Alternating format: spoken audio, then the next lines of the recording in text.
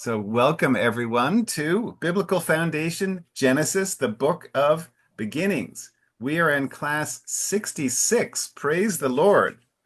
We're in chapter 14 of Genesis. And so, let's do a review first of what we covered last time. And that is, we're going to review Abram's rescue of Lot. And so, Anandina, can you kindly read Genesis chapter 14? Verses 14 and 15. And when Abram heard that his brother was taken captive, he armed his trained servants, born in his own house, 318, and pursued them unto Dan. And he divided himself against them, he and his servants, by night, and smote them, and pursued them unto Hobah, which is on the left hand of Damascus. Very good. That last, second to last verb is pursued. Pursued. Pursued them unto Hobah. Pursued. Excellent. Let me try that in Portuguese.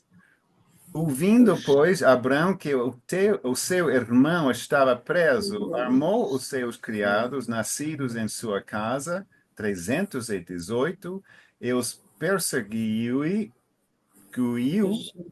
até Dan. E dividiu-se contra eles de noite, ele e os seus criados, e os feriu. E os perseguiu até Hobá, que fica à esquerda de Damasco. And just to explain, Elanice, I repeat in Portuguese to make sure that the word of the Lord is the one thing that cannot be misunderstood. Okay, so we repeat that in Portuguese to make sure the you can misunderstand me, misunderstand the question, but we want to understand completely the word of the Lord. So that's why we use a little bit of Portuguese. Português, inglês, a gente lê inglês e em português. Okay, Elanisi, can you kindly read question 1 in English? Question 1. How could Abram's mean success against an entire king's army? Okay, very good. A couple of suggestions. Succeed. So when there's two E's in English, it's almost always then an open E, like keep. Here, succeed. So two E's, it's always open. Instead of succeed, it's succeed. And then the last word is army. So you pronounce the Y like an I, army.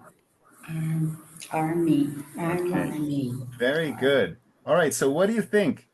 How could Abram's man succeed in against an entire king's army?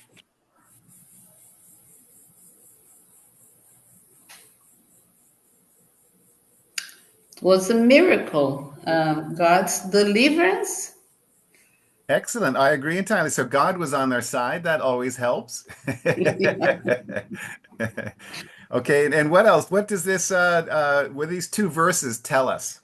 What was their strategy?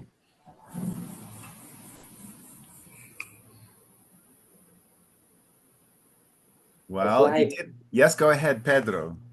It was like a surprise to the other army. Exactly right.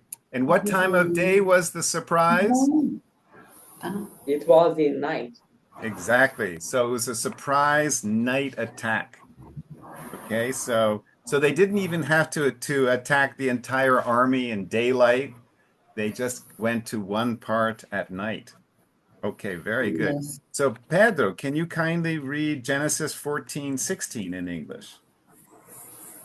And he brought back all the goods, and also brought again his brother Lot, and his goods, and the women also, and the people. Nice, thank you. Let me try that in Portuguese. E tornou a trazer todos os seus bens, e tornou a trazer também a Lot, seu irmão, e os seus bens, e também as mulheres e o povo. All right. So Lucas, let's hear your lovely voice, please. Question 2 in English. Do backsliders like Lot only bring trouble on themselves? Very good. That second word, it's a think of if what is the root verb there? The root verb is slide, slide. And that helps you know that then if the someone who slides is a slider, and so you pronounce the open I. So I think you said backsliders, but it's backsliders. Okay, very good.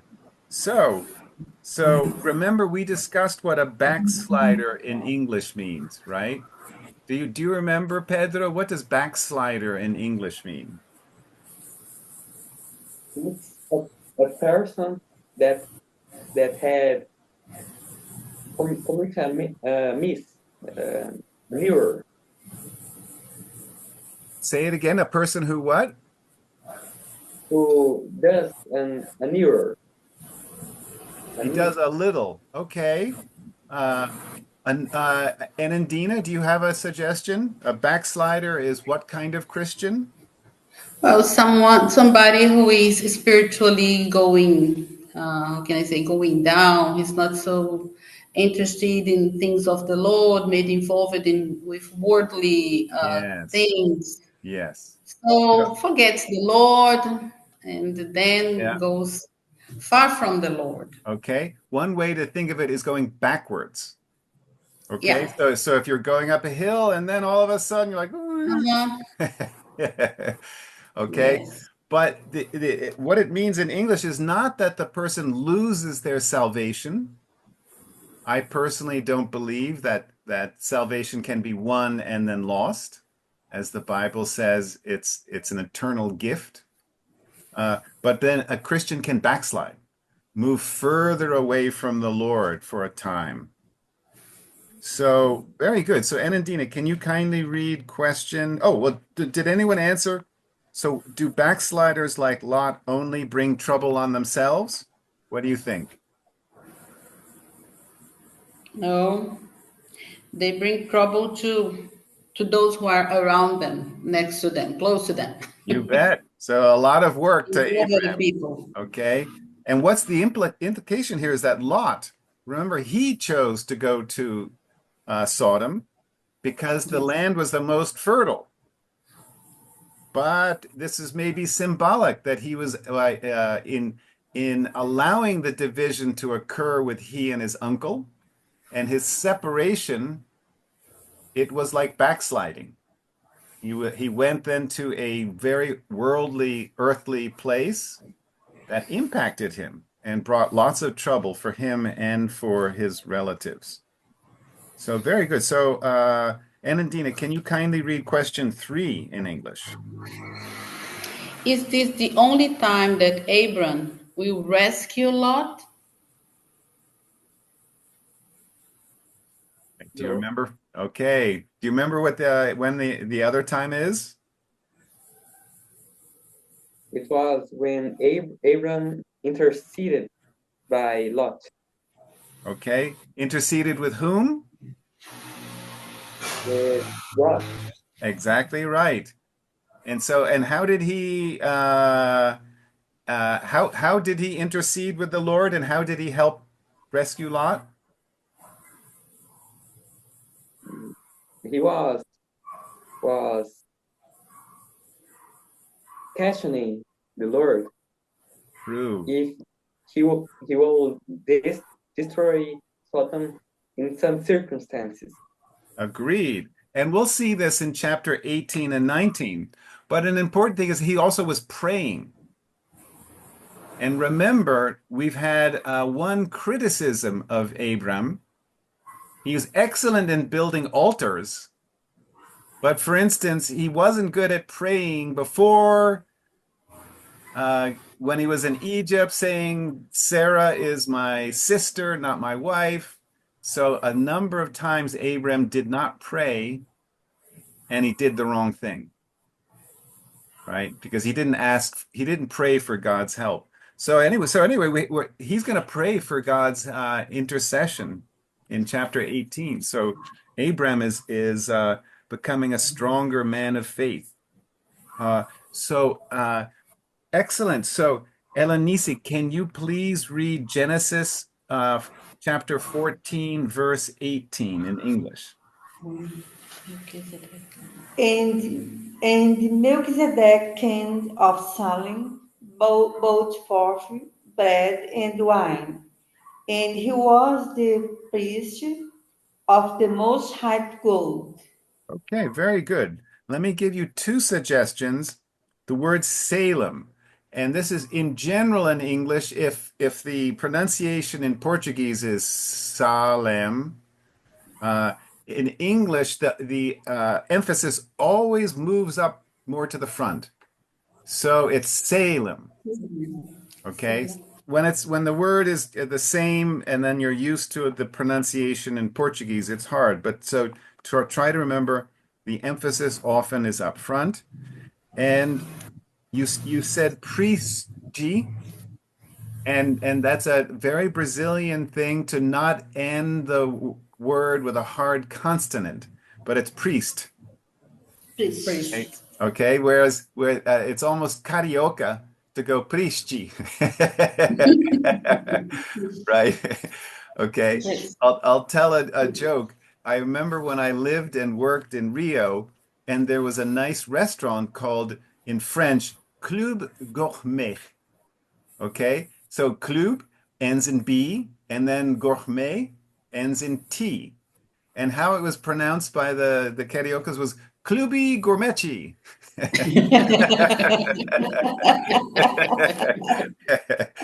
And I think of it, Internet. yes, okay. And I think Brazilians don't like to end words on hard consonants. I think they think it's rude, right? They prefer softening things down, right? So no hard consonants. Hard consonants are for those northerners, those Americans, those Europeans. We prefer everything nice and smooth and soft. So anyway, that's just my interpretation.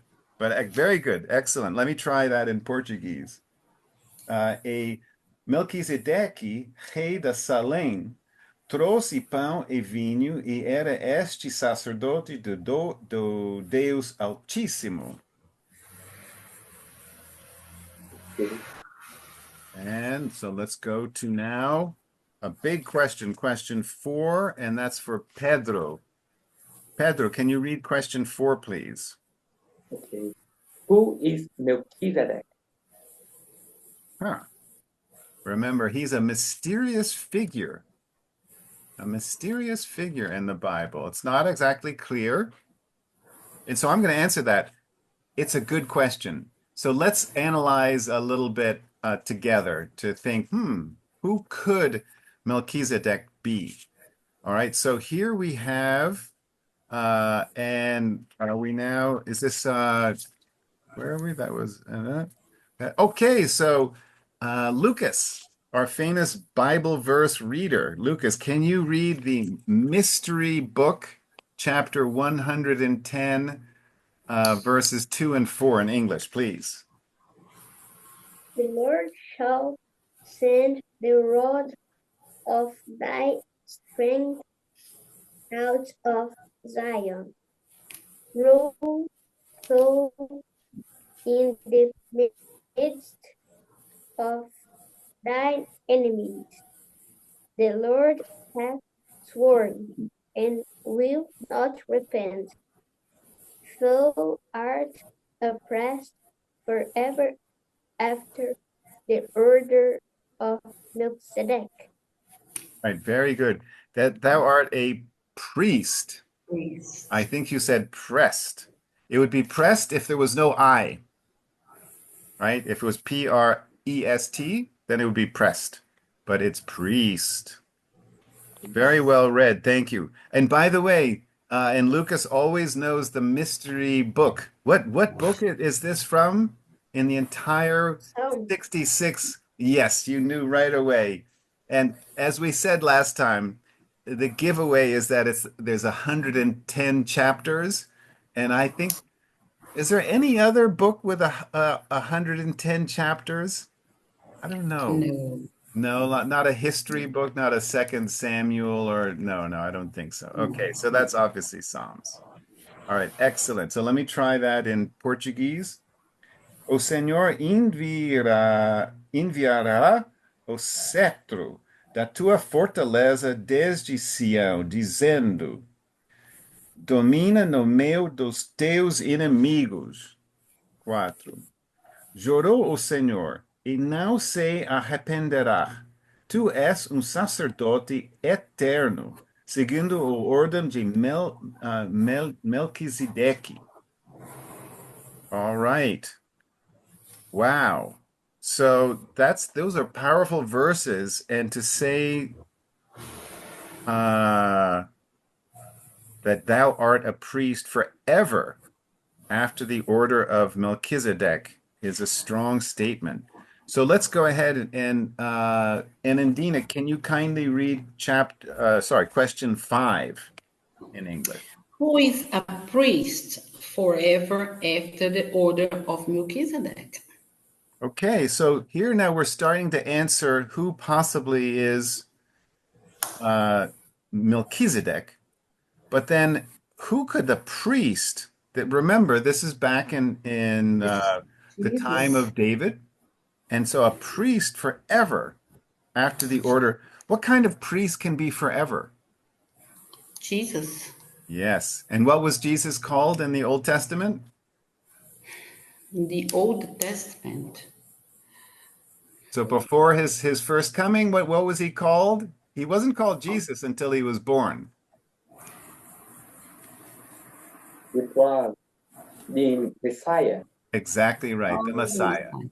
Okay, so just the word correct then for the time of David and the Psalms is the priest forever after the order of Melchizedek can only be the Messiah. Okay, and we know that that's Jesus. Very good. Okay, so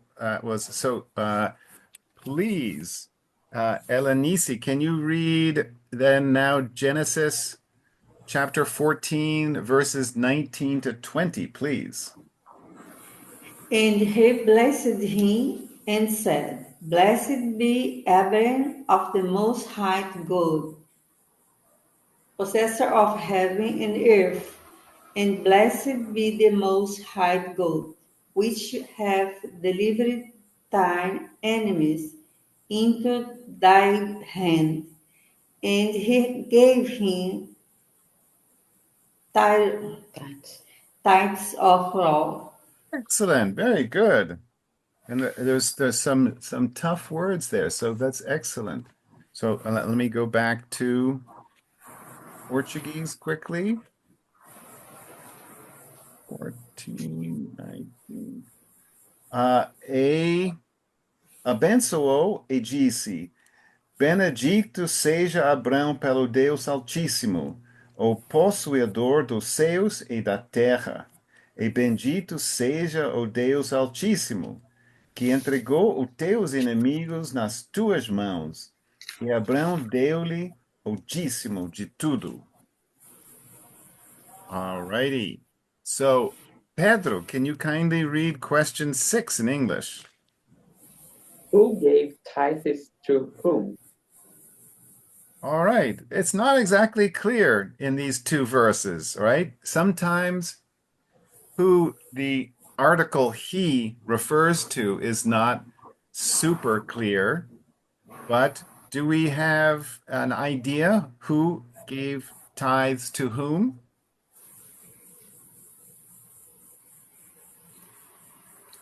Abram gave tithes to Melchizedek. You're absolutely right. And the next verse agrees with you. And so it's always nice to have a verse agree with you. Oh, Okay, Lucas, that's wonderful. isn't that nice? So, famous Bible verse reader, Lucas, can you read the mystery book, chapter 7, verse 2 in English? To whom also Abraham gave a tenth part of all. First being by interpretation, king of righteousness, and after that also king of Solomon, which is king of peace. Thank you. I think that the longest word. Righteousness is a hard one. Righteousness. Right? So the first part is just like the way the word right, and then righteousness. Righteousness. Excellent. And Lucas, what book of the Bible is that? Do you remember? Is Hebrew. Absolutely right. Excellent. Let me try then to read Hebrews chapter 7, verse 2 in English. And here it is. A quem também Abraão deu o dízimo de tudo, e primeiramente e por interpretação rei de justiça, e depois também rei de Salém, que é rei de paz. Okay, so there we are. Hebrews just told us, yes, it was Abram who gave the tenth part, or the tithing, the tithe, to the king of Salem, who was Melchizedek, another name for Melchizedek. All right, so Anandina, can you kindly read the next verse, 7:3? Without father, without mother, without descent, having neither beginning nor days, nor end of life, but made like unto the Son of God, abideth a priest continually. Beautifully read. Thank you. So clearly, this is Hebrews as well. It's just the next verse. And Yeah. so I will try that in Portuguese. Sem pai, sem mãe, sem genealogia, não tendo princípio de dias, nem fim de vida, mas sendo feito semelhante ao Filho de Deus, permanece sacerdote para sempre. Genealogia. Wow. Okay, so that's a pretty strong verse. And so please, Elenisi, can you kindly read question 7 in English? Who does Melchizedek appear to be from this verse? Very well pronounced. Thank you. So what do we think? It says some incredible things about the king of Salem, who again we know is Melchizedek, without father, without mother. That's kind of difficult. Without descent, having so without, I guess, children, having neither beginning of days nor end of life. That sounds like a eternal, but made like unto the Son of God, abideth a priest continually. So who do we think Melchizedek is sounding like? Who could he have been?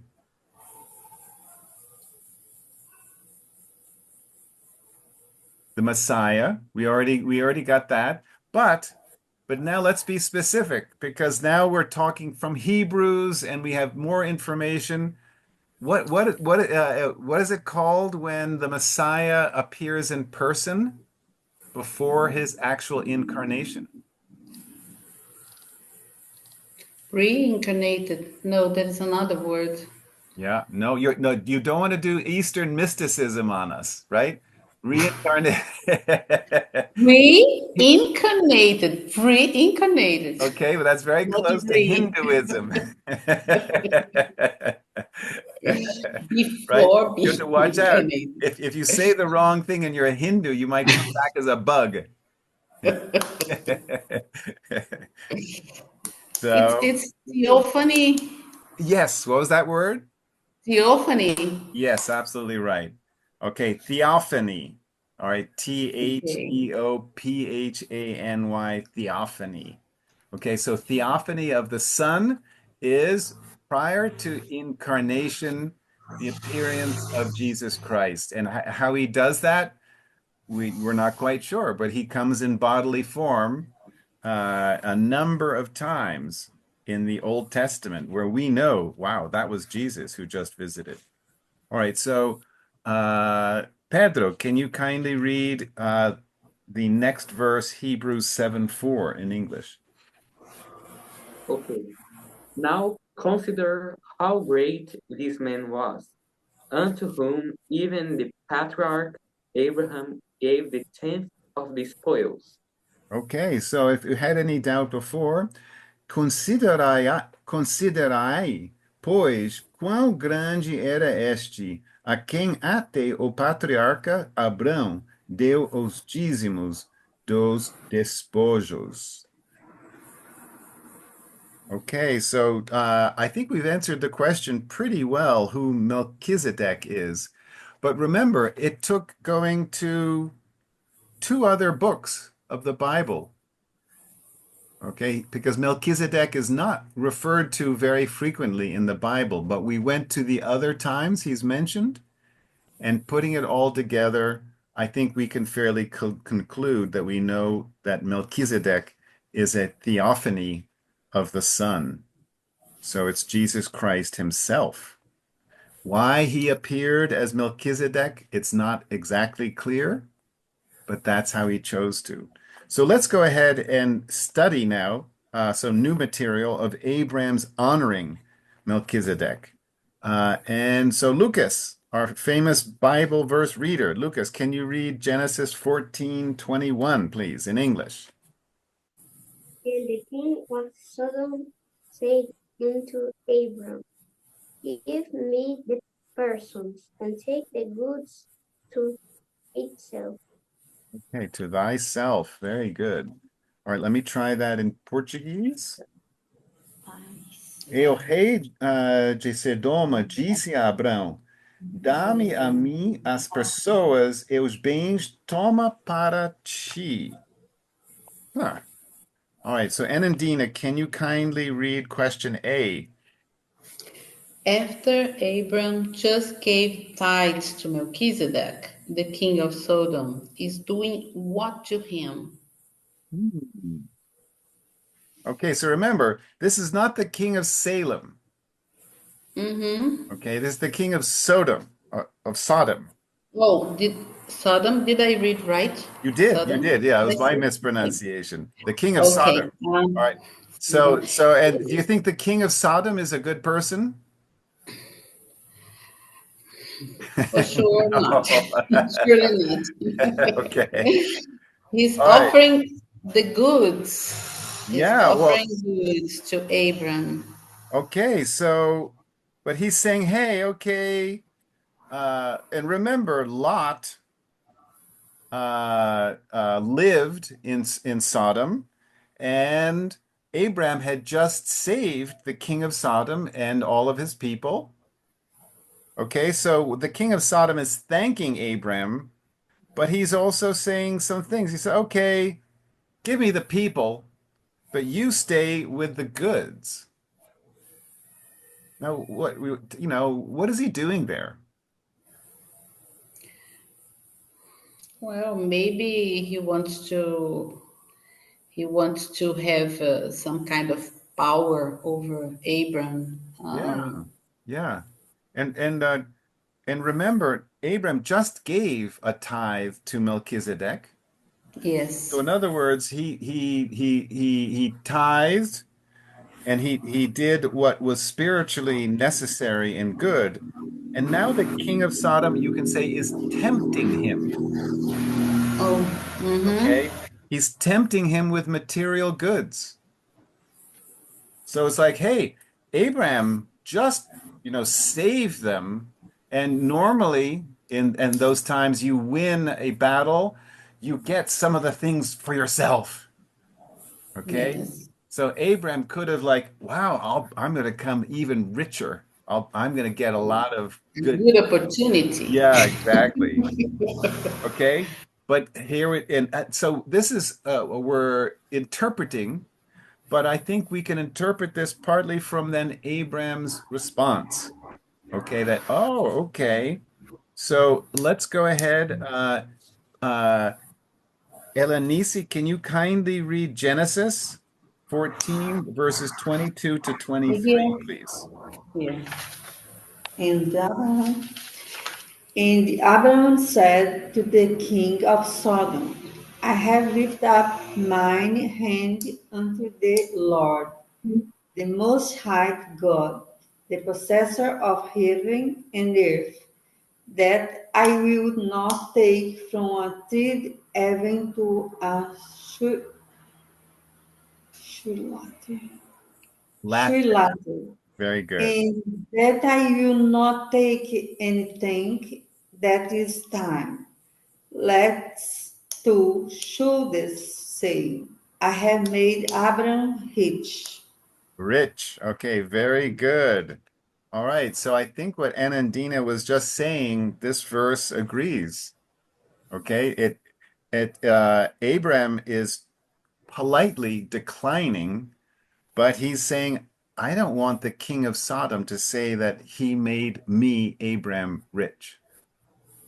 Okay, so he's not going to accept anything. So let me try this in Portuguese.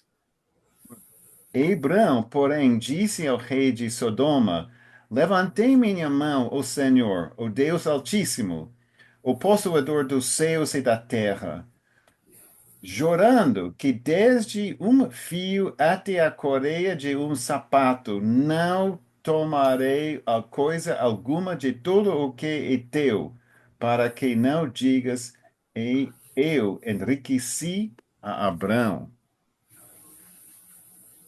Okay, so he's already recognized that it's God who's the possessor of all heaven and earth. He just tithed to Melchizedek, and through Melchizedek, the Messiah, and God, and he doesn't want any earthly goods as a favor or a temptation from the king of Sodom. So very interesting. It's an interesting, to think, why did he just turn down? The king was just trying to be nice. He was giving him a reward. It's like, oh, okay. It's like, I did good work. Why not receive something from the king? Okay, but Abraham was no. He was too smart. It's like, no, I don't want to do that. So, Pedro, can you kindly read question B in English? What if Abram just refused, and why is that important? Okay, so what can we call what the king of Sodom was trying to give? What kind of gift is that that he tried to give to Abram? And then why is that important?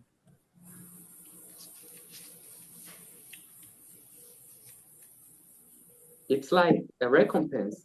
I don't know No, if and you're right. Okay, recompense is a good word. And another word for that is reward.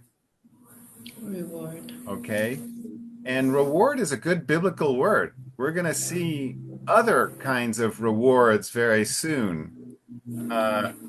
And but it's something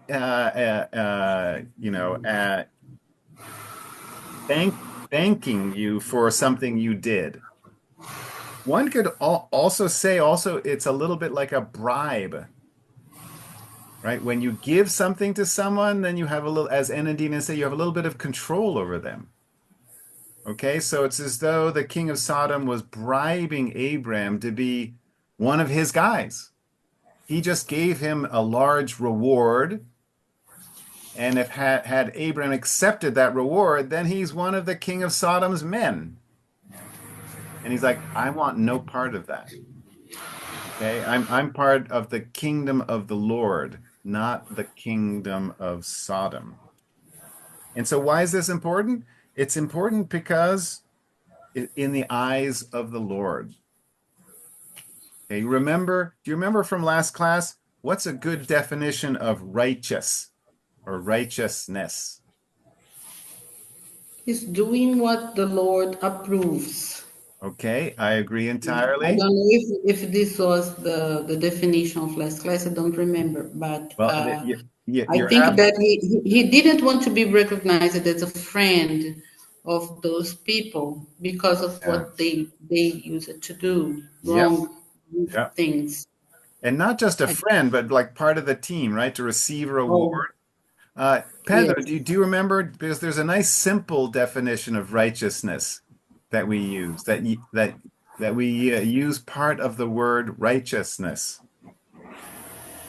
I'm not sure, but I think is just in the eyes of the Lord.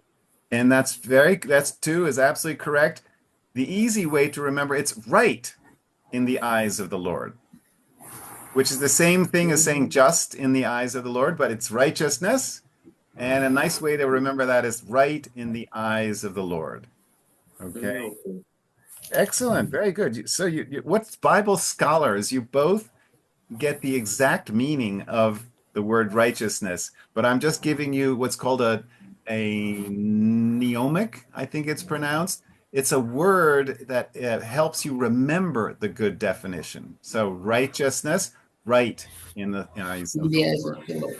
Okay, it'll make it easier. It makes it easier for me. Okay, so Lucas, our famous Bible verse reader, can you please, and here we are, we're going to go on to Genesis chapter 15. We're moving too fast. It's another chapter. So Genesis 15:1 in English, please. After these things, the word of the Lord came into Abram in a vision, saying, Fear not, Abram, I am thy child and thy exceeding great reward. All right, very good. Now, the word is shield. And I remember, I think you did something similar with priest, so priest. So sometimes in English, remember, English is irregular. You don't pronounce every vowel. So if you pronounced it would be child or shield. But no, English often has two vowels and it's only one sound. Okay, so in the same way, it's not priest for priest. So IE is pronounced I, and here it's shield. IE is pronounced like an E a little bit. All right. English is irregular, but it's one sound with two vowels. Uh, shield, shield. so if it was Spanish, in Spanish you would have to pronounce every letter. Okay. In Portuguese and English, they're irregular, and you don't always pronounce every letter. Okay, so this is an example. So let me try that in Portuguese. Depois destas coisas, veio a palavra do Senhor a Abrão em visão, dizendo: Não temas, Abrão, eu sou o teu escudo e teu grandíssimo galardão. Well, that's interesting. So that something has just big occurred. Again, the Bible is so uh, direct and to the point. One big thing happens after another, and it doesn't give a lot of explanation. So, Enandina, can you kindly read question C in English? Why should Abram be fearful? Yeah. The Lord just said to him, Fear not, Abram.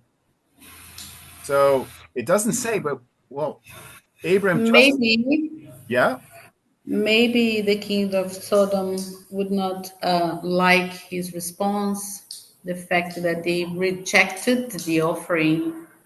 absolutely right. Absolutely right. So maybe Abram was like, Well, I did the right thing. I didn't accept this reward or gift from this bad man, uh, and maybe turning him down, rejecting him, or another good word, spurning. Okay, to spurn, to reject the king. And things might be dangerous for him. Um, And so, but it was temptation. I think Abraham recognized that, and remember, who is the tempter behind all temptation? Satan. Agreed. Okay, so You- in other words, Abraham, uses people. say it again, He just Anina. uses, he just uses people. Agreed. Okay, so this is where we're interpreting, but then Abraham realizes, okay, Satan just used the king of Sodom to tempt me. I said no, but I'm getting attacked by Satan, and the king might be angry at me. Yeah. Okay, and so all of a sudden, in a vision, who appears but the Lord? Lord appears. Okay, and he makes an incredible statement. So let's read this last question. So please, Elenisi, can you read question D in English? The Lord's promised rewards is exceeding great. What is the moral here? Okay, thank you. So thank you. Exceeding great, very good. Wow, because exceeding is a real superlative. Okay. And so God just said to Abram, I am thy shield. That's pretty cool. And thy exceeding great reward. All right. Remember, God is saying, I am the reward. It's not a material reward. And let's remember one thing. Remember when God first called Abram to leave the land of Ur, correct? So, like, leave your family, leave your possessions. It's kind of like Jesus saying, follow me. So the Lord God said to Abraham, come here to and I promise you, but actually I promise your descendants, your seed, an incredible land. All right, it's a number of promises he makes, but that's pretty much it. Does Abraham himself ever come to live in the land comfortably and like with a nice big house and take possession of that huge amount of land that God promises him? No. Never. Okay, never. So Abraham is like a wanderer in the desert Yes. for the rest of his life. He never finds a secure home. So his reward is not he's a rich man. He ends up having many possessions, but he never has a home. He doesn't even build a house for himself. He builds altars for the Lord, but he lives in tents. Okay? So wow. So the God himself is his great reward. So just think of that. So what is the moral here? The moral of the story. Abraham was just tempted with a great amount of possessions from the king of Sodom. He said no. And then the Lord says, Abraham, good job. Good job, faithful servant. Okay? Fear not. I am thy shield and thy exceeding great reward. Wow. So is there a There is, moral for us here? well, there is a verse, I don't know exactly what it is, that says that the blessings of the Lord gives no trouble. When you receive a blessing from the Lord, there is no trouble that comes from it, you know. Exactly. So that's what I think. And sometimes you can receive something that it seems to be good for you at the time when you receive, but then problems will come due to that action, you know. Agreed. Yeah, there are many beautiful verses along those lines, that say don't let your heart be troubled.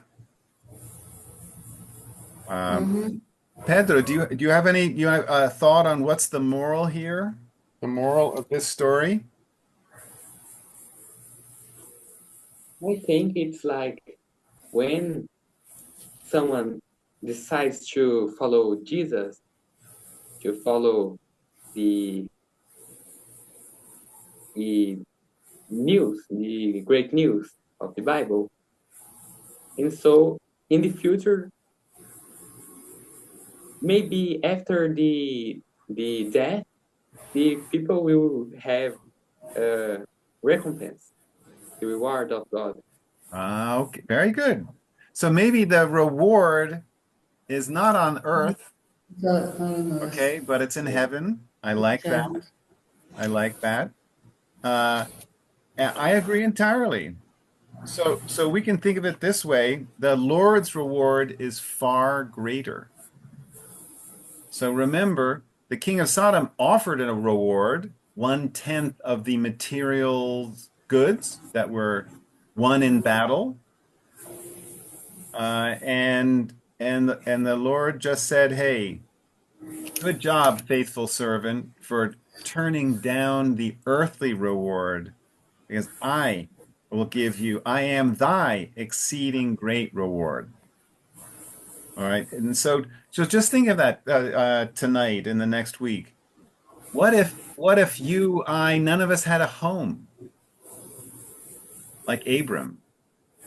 All right. What if we were following the Lord and we were homeless? You're a missionary. We have no earthly comforts. All right. So uh, that wouldn't be easy. But it's an important thing to remember that we have a far greater reward. So we don't need earthly rewards. Now, I agree. I'm kind of attached to my little house here in Tiradentes. I don't want the Lord to take it away, but I have to remember that I have a far greater reward. This is not a reward where I'm sitting tonight. This is, the roof over my head, uh, but that I have a far greater reward. So it's a important perspective to have, and to remember that Abram or Abraham, who's remembered as one of the great patriarchs, not just of the Jewish nation, but of all people of faith, all right, that he never had a roof over his head.